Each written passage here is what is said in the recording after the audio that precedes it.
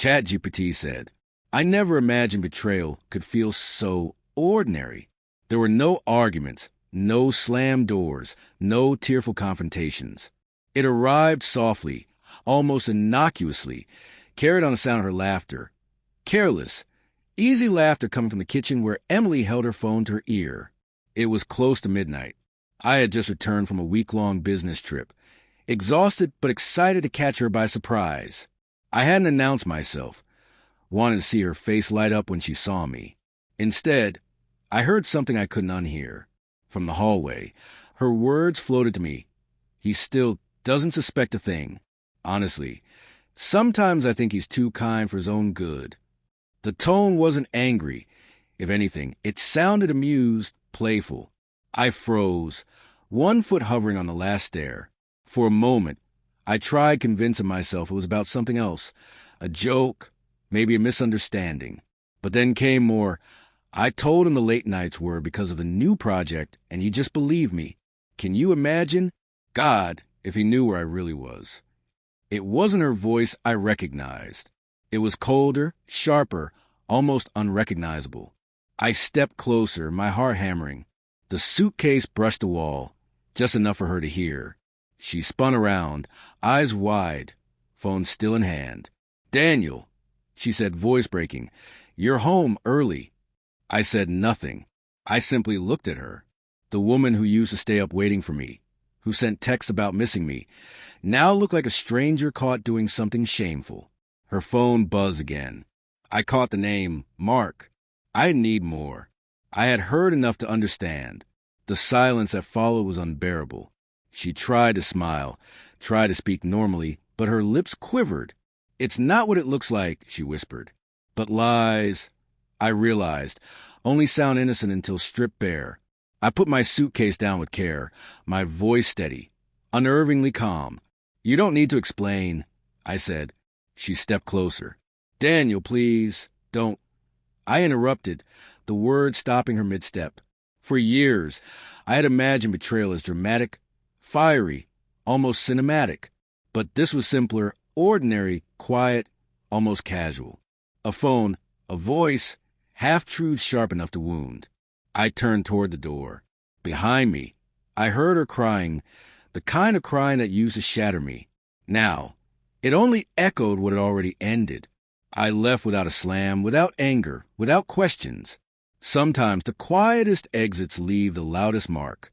Outside, the night air was sharp and heavy. Every step away from the house felt raw, like shedding a layer of skin. I didn't check into a hotel.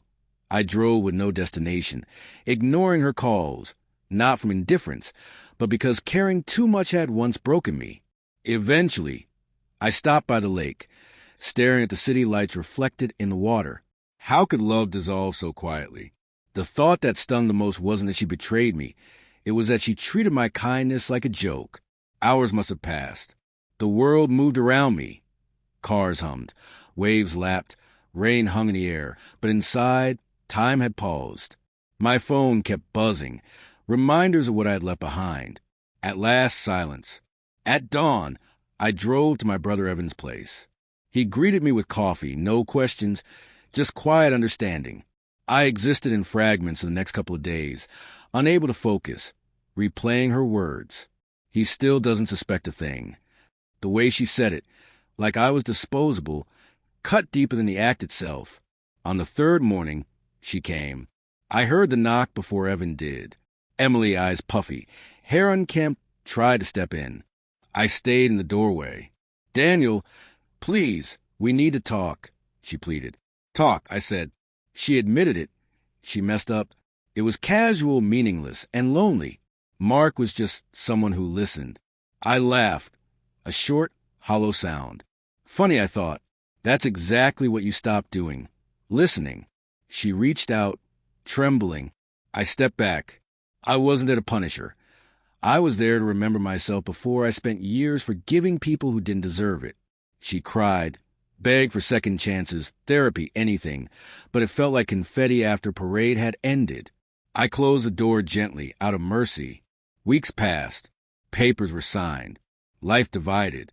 No dramatic courtroom scenes, no climactic confrontations. I moved into a small apartment downtown, discovering how loud peace could be after living in tension for so long. For me, closure didn't come from forgiveness. It came from no longer needing her to understand what she had done. One evening, I met an old friend, Lauren, at a cafe. We talked for hours, not about betrayal, just about life, work, music, the simple things that make people human again. As I drove home, city lights blurred past the windshield. I remember that night, her laughter, the weight that crushed me, and how much lighter I felt now. Pain isn't permanent. It teaches, leaves homework. But eventually, life moves forward. My phone buzzed with a message from Emily. I hope you're okay. I considered replying, then deleted it. Some conversations don't need reopening. Some silences say everything. I kept driving, free from bitterness, free from regret, moving forward. Walking away that night wasn't the end. It was a start of reclaiming myself.